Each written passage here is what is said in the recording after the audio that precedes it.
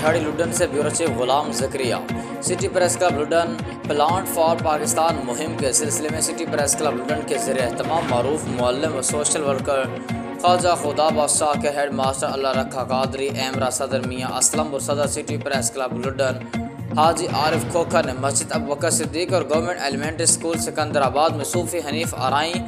بابا رمضان گازر کی معاونت سے کثیر تعداد میں پودے لگائے۔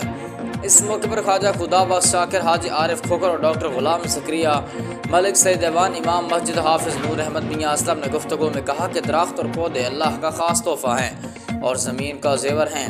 ہمارے ماحول کو صاف ستھرا رکھ کر ہمیں تازہ آکسیجن فراہم کرتے ہیں، اس لیے تمام پاکستان کو چاہیے کہ وہ بھرپور جذبے سے اپنے حصے کا ایک ایک پودا ضرور لگائیں اور یہ صدقہ جاریہ بھی ہے۔